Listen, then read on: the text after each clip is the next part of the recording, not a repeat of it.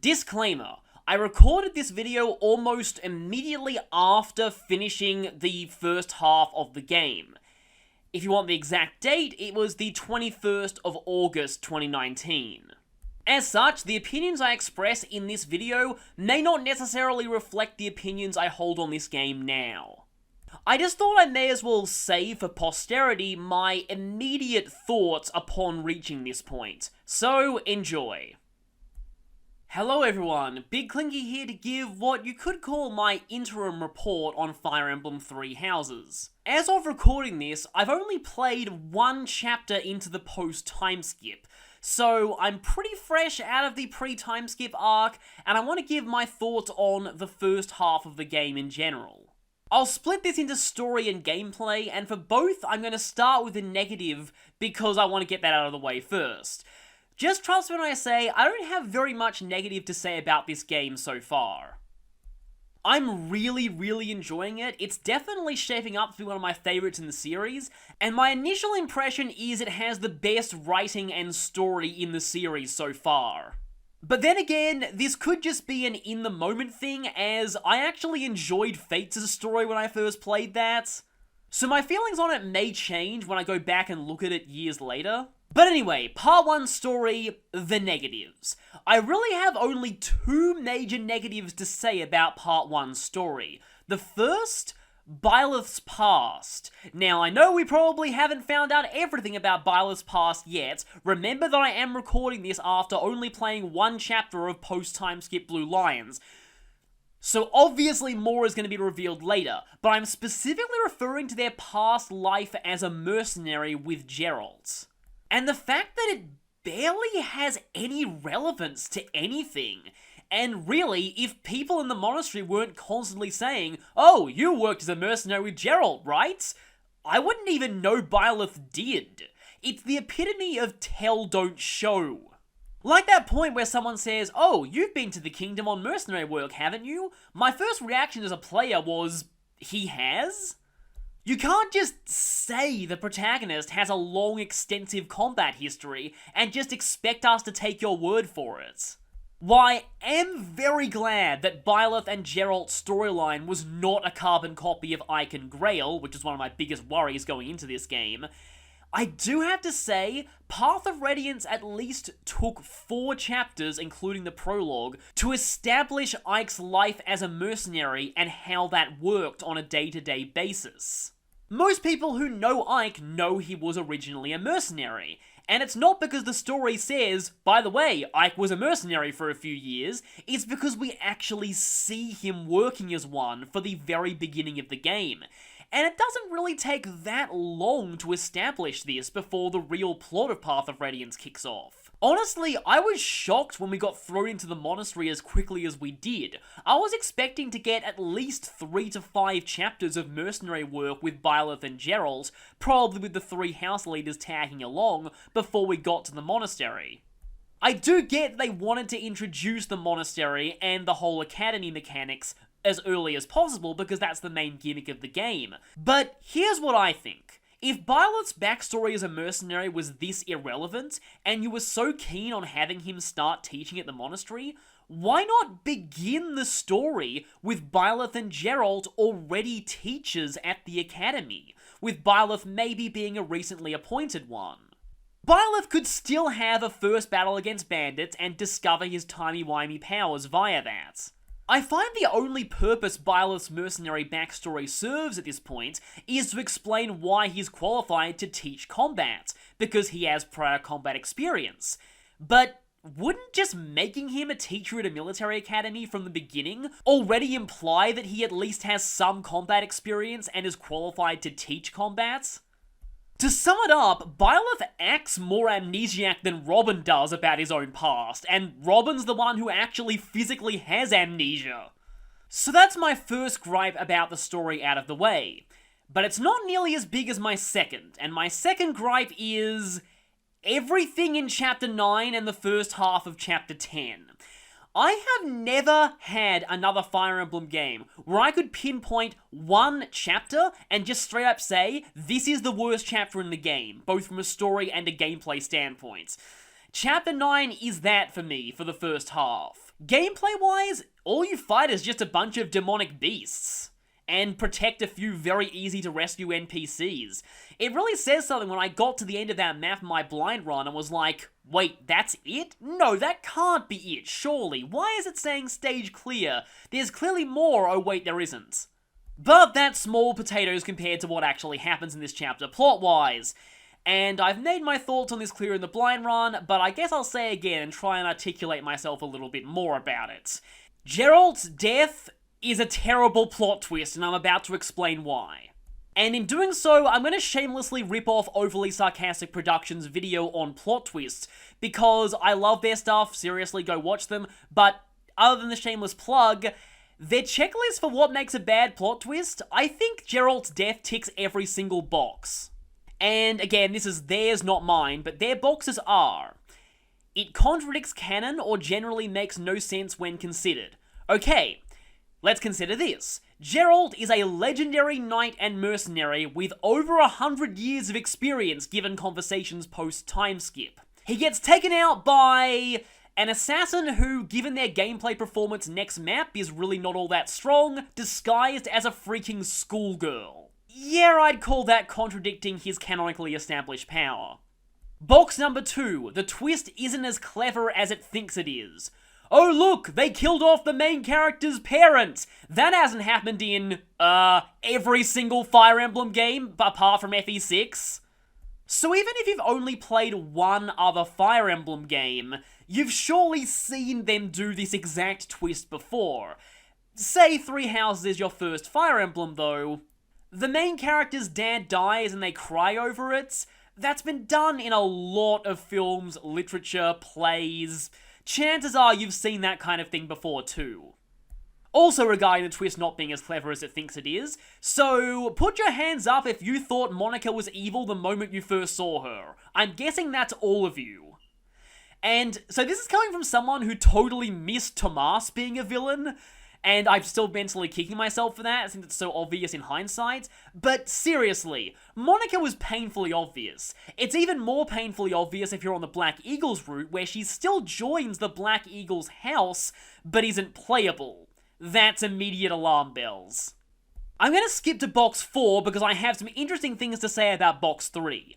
Box 4, it has no meaningful impact on the plot, and this is the main sticking point with this one to me. When you think about it, and again, I've only played up to the very beginning of the timeskip, so Geralt's death may affect things later in the post-timeskip arc that I'm not aware of, but considering it in the moment, Geralt's death doesn't really do anything to advance the Flame Emperor plot. All the events of chapters 11 and 12 would have probably occurred the exact same way regardless of if he was alive or dead. Those who slithered in the dark were still connected to the tragedy of Duska regardless, so Dimitri would still likely find out and go into his murderous rage. And you could say that Geralt dying makes the monastery more vulnerable to attack, hence chapter 12, but we don't really see Geralt ever actively defending the monastery, and the few times that he actually joins us on the battlefield, the map can be easily completed without his help. Geralt's main role in the plot up to this point has really just been to stand around and give exposition. And you might say that Geralt dying means that he doesn't get to confess that one thing he was going to confess to Byleth, but you find his diary right afterwards anyway that pretty much spells that reveal out to you. But all that I could let slide. In the moment, I was thinking, okay, if there's one good thing this did for the plot, it's establishing Kronya as a powerful antagonist, who will presumably become a recurring arch-enemy for Byleth over the course of the post-timeskip arc. You know how in Harry Potter, when Bellatrix Lestrange, every time she appears after the 5th one, constantly yells at Harry, "I killed Sirius Black, I killed Sirius Black." I was expecting Kronya to be like that towards Byleth for the rest of the game, until we finally have the satisfaction of taking her down. Instead, she dies in the very next chapter. I have very strong feelings about this. I can't even begin to explain how much of a waste of a perfectly good villain that is. You do not kill off the person who killed the main character's father one chapter after she does it. And the most baffling thing is, they went out of their way to extensively market Kronya in the pre-release, even putting her in Heroes. Just why would you kill her after only one chapter? And that leads me into my next point. Some may say that Geralt's death does have a significant impact on the plot, in that it lures Byleth into a trap, he gets sucked into the forbidden spell of Zaharas, or whatever it's called, and has to fuse with Sothis, thus adding that plot point into the game. That easily could have been accomplished by other means, and in fact, I honestly feel like it would have been better if that was how the time skip happened. If instead of that, Talaz hits Byleth with the forbidden spell of Zaharas after chapter 12. He gets trapped in it for 5 years until he breaks out by fusing with Sothis. That probably would have been a more dramatic and better way of doing the 5-year time skip than just having Byleth fall down a cliff. And now we come back to the third box. It's more boring than the non-twist option. Back in the blind playthrough, I said that Fire Emblem kills off parents so often that having Geralt live to see the end of the game would be a plot twist in its own right. But lately I've been thinking a bit more, especially after having played chapters 11 and 12, and I realised they lost some very interesting potential by killing Geralt off that early. Namely, how would Geralt react to Edelgard being the Flame Emperor? Better yet, how would Geralt react to you siding with her? I know he's not exactly big on the church, but he is one of the monastery's greatest knights and defenders. He's also pretty on board with Alois, and Alois takes it very personally if you side with Edelgard, so I get the feeling that he wouldn't exactly be happy with Byleth if they did. Which got me thinking even further. Wouldn't it be just such a fantastic player punch if, on Edelgard's route, Geralt was the final boss of the pre-Timeskip arc? It would be an amazing way to ask the question of both the player and Byleth. Just how far are you willing to go in service of Edelgard's ideals? So yeah, that's why I think Geralt's death fails as a plot twist on every conceivable level. The only thing it really does is establish that Talaz can interfere with Byleth's time powers, and I am glad that at least the cutscene does take into account the time rewinding ability. When I first saw it, I was actually thinking, wait, is Byleth actually going to save him?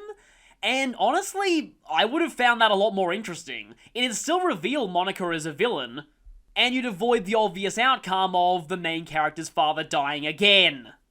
To me, it feels like they were rushing the pre-Timeskip arc just to get to the Flame Emperor reveal, which I admit, that was a good plot twist. It fits with established canon due to Edelgard's personality and goals perfectly aligning with the Flame Emperor's. It is fairly clever to have a Fire Emblem protagonist actually turn out to be an antagonist. It's definitely more interesting than the non-twist option, and it obviously has meaningful impact on the plot. This leads me to a bit of a side note. I almost feel like those who slither in the dark would actually be better off saved for the post-Timeskip arc. Or at least only were briefly teased in the pre-Timeskip arc rather than directly getting involved, because it was necessary to have them link the Flame Emperor to the tragedy of Duska so that Dimitri would go insane. But as it stands, I kind of feel like the only reason they even take an active role in Part 1 is to make Edelgard look more sympathetic by proxy, and I'll just say, if you need to add in a cartoon villain just to make your morally grey antagonist look more sympathetic, maybe you didn't write them morally grey enough. There's really only one other slight gripe I have about the pre-Timeskip arc, and that is the fact that the chapters don't really diverge between the routes until the very end. In particular, this results in Claude getting kinda shafted on the Black Eagles and Blue Lions paths, because he kind of doesn't have any personal stake in the whole Dimitri versus Edelgard thing. It almost feels like he and the Golden Deer were added later on in development. From what I hear, his route ends up mostly being just a backstory and world-building route, as he doesn't have an ideological connection to the antagonists like Edelgard does, or a personal connection to them like the Blue Lions do. Speaking of that, I do feel that Lonato and Miklan really should have only been fought on the Blue Lions route, and the other routes fought corrupt nobles from Adressia and the Lesser Alliance instead. One person in the comments was talking about how it might have made more sense to have the route split only occur at about chapter 11.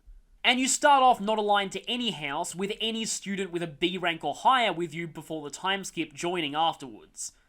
Again, I feel it's mostly Claude who suffers from this, so I'm kind of eager to play the Golden Deer route and see if he does end up more relevant there, cause he sure as heck is not very relevant pre-time skip on the Blue Lions or Black Eagles route.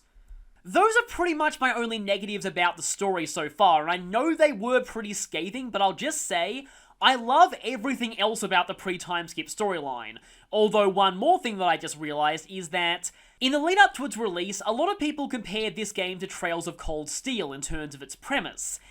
Now, not to spoil Trails of Cold Steel, because I do intend on playing that game on the channel eventually, but Trails of Cold Steel 1's plot is scarily similar to the pre-time skip arc in Three Houses in so many ways.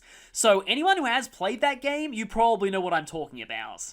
So yeah, overall, I will say I generally like the plot. I just really don't like Geralt's death. That's pretty much the main issue that I have. So, negatives in terms of characters. There are very, very few of these, and most of these I've already gone into during the playthrough. Right now, I love the vast majority of the characters. Raphael admittedly seems a little bit one-note to me, but I've heard that he does get better with supports. And that seems to be a running theme. This game has a lot of characters who don't make a good first impression, but end up with a lot more depth than they seem. That being said though, I still feel like Edelgard, Dorothea, and Bernadetta have definite elements of waifu pandering in their characters. And it really sticks out because not only do most other characters not have that, they're all from the same house, and that house was the one that was most extensively marketed to mainstream audiences. All three of these characters pretty much instantly take a shine to the player character. I know that Dorothea, it's kind of her thing to be looking for a good marriage prospect, but that alone is a bit of a pandery character trait in a game that has a proxy for the player as the main character. Bernadetta awkwardly kinda drops her shyness around the player character and is all like, oh, you're the only person I can be like this with. That raises my eyebrows a little. And Edelgard is pretty clearly obsessed with you regardless of which route you're on. Now, obviously, none of these characters are anywhere near as bad as some of the examples from Awakening and Fates. And that's precisely why they bother me so much. Not only do their pandering traits stick out like a sore thumb compared to the rest of the cast, but even compared to their own personalities. All three of these characters are very good, well-written characters most of the time. In fact, I'd say about 80% of the time they're great.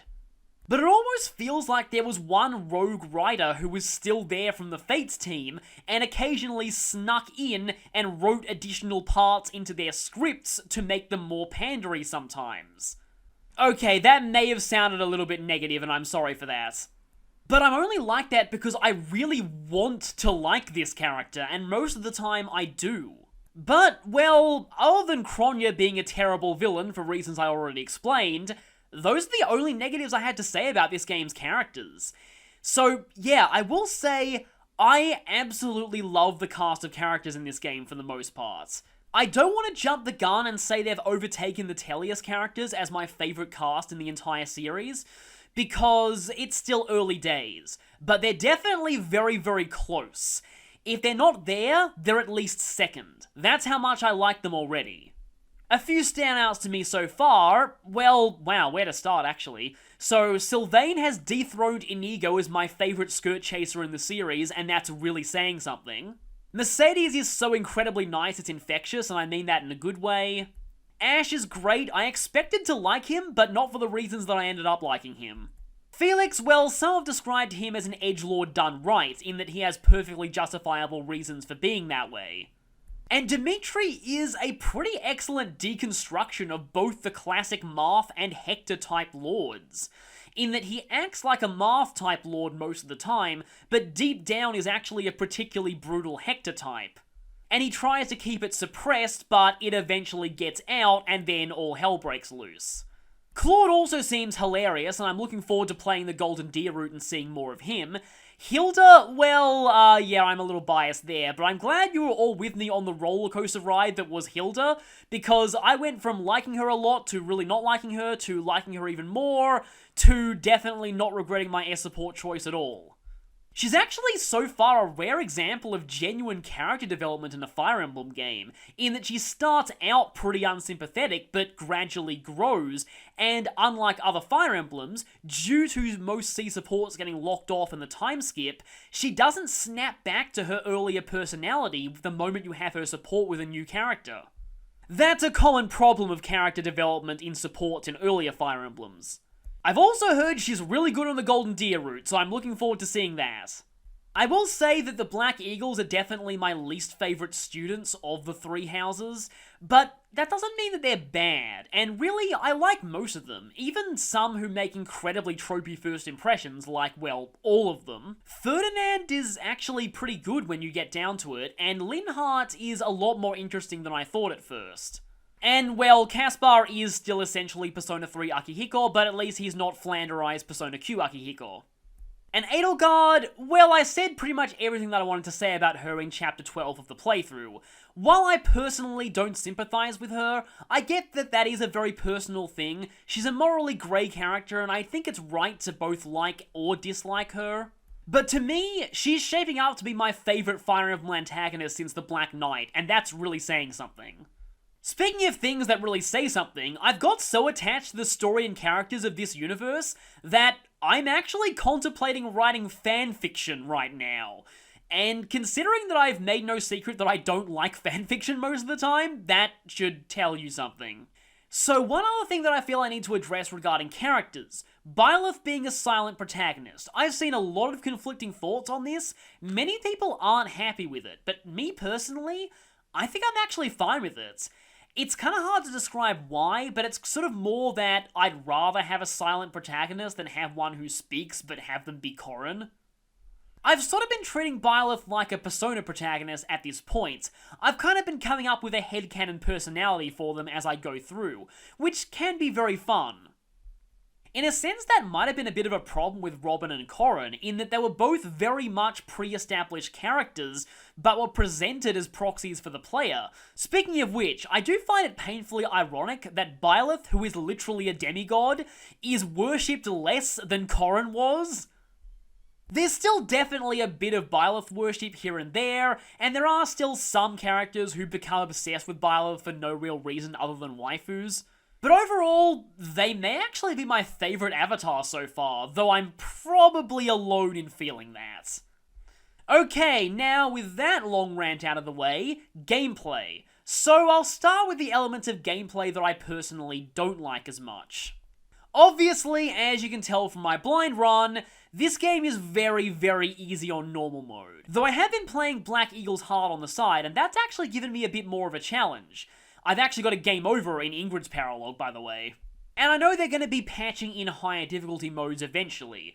Really, I don't see the lowest difficulty being easy as that big of a flaw. Part of me does wish that I played on a higher difficulty, but the other part of me thinks it would have made some of the chapters go on way too long in terms of videos. So, actual negatives about gameplay. I do like the teaching system for the most part, but some elements of it aren't entirely intuitive, particularly the fact that budding talents only increase specifically through tutoring and not via goals. I wish there was more to group tasks than there is. I wish you unlocked more as you progress through the game. I wish seminars actually served a purpose. This is probably my biggest gripe about the whole academy system. When you're in a time management game and you have one option that is obviously not worth it compared to everything else, that option has clearly not been designed well. And from what I can tell, there's really very little reason to both seminar or rest on your days off, especially since you can just repair the sword of the creator at the blacksmith. Honestly, right now, apart from the game being a little on the easy side, but again I am playing on the lowest difficulty, and I'm very over-leveled thanks to statues and paralogs, I can't really think of that many major gameplay gripes that I have, except for one, and it's kind of a weird one. Masterclasses, and by extension, some of the gender-exclusive classes. The return of gender-exclusive classes bugs me, but not for the reason I thought it would. I thought I wouldn't like the fact that females couldn't get hero, but instead the real gripe is that males can't get Gremory. Because of this, males have no pure magical masterclass, which means that pure magical males like, say, Hanneman, need to be tutored in riding and lances if you want them to get a masterclass, which feels really awkward to me. Like, again, this is Hanneman we're talking about. Why would I want to train him in anything physical? Also, I guess I can say that females not getting Dark Mage classes is also kind of dumb, especially since a few females naturally learn Dark Magic. And speaking of Dark Magic classes and dumb, I just remembered there is one other major gripe about gameplay that I have, and I'm sure I already made my thoughts about it in Chapter 12 clear, but I think I'll just reiterate them here. The Death Knight.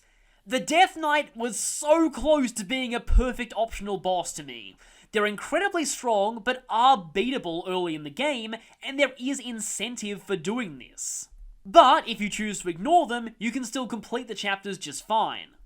The problem is his ridiculously high crit rate. This means that even if you have a solid strategy for fighting him, he can still choose, nope, sorry, one of you just dies. I know you have Divine Pulse, but that still doesn't justify trial and error luck-based difficulty. And that's really what this is, unless you just have Lysithea one-shot him, but say you don't know she can do that, like me, when I was playing blind.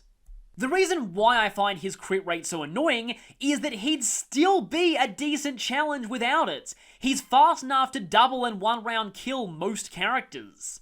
And there's very little ways to mitigate critical hits at this point in the game. So to sum up, if they got rid of his insane crit rate, he would be perfect. But as it stands, I just kind of find myself hating him from a gameplay standpoint. And really, that's kind of all I have to say negative about gameplay, at least off the top of my head right now. Anything else I probably explained during the playthrough at some point. Things I like about the gameplay, well, they've at least taken some steps to nerf cavalry by giving them lower speed and speed growths. Archers seem to be pretty solid now, which is good. Oh right, I don't like mages still having 4 movement, but to be honest, that hasn't really been that much of a problem for me so far. Map design I'd describe as fine. Basically, I haven't seen any truly fantastic maps yet, but I haven't seen any downright offensive maps either. It's all just been overall fine. One more thing I have to address that's probably a definite your mileage may vary thing, the Academy in general. So, very early in the game, I did have a weird feeling about this game. I felt like it was 2 games in one. The Academy segments felt very distant from the actual battles. It also meant that you could spend a lot of hours on this game without making very much in the way of concrete story progress. But this feeling kind of subsided after the first few chapters, and I'm not really sure why, if I'll be honest. The Academy feels fine once you get used to it and once you get into a bit of a routine with it. It's also certainly a lot better once you get more professor points. And once you unlock paralogs, it becomes less of a chore waiting for the chapter's battle. So really, yeah, I don't mind the Academy. I feel like a certain subset of the Fire Emblem fandom does. There's a lot of ways to skip over it if you do, and I feel like once you've talked to everyone once each month on a first playthrough, you can afford to skip everything but the quests on subsequent playthroughs. So overall, those are my main thoughts on the pre-timeskip at this point. I'll obviously be back post-timeskip to give my thoughts on that part of the game, or at least just the Blue Lions arc, because I'm pretty sure it's radically different to the other 2 paths. Well, actually 3 paths. So join me next time when Byleth wakes up and sees Dimitri turn into a complete edgelord.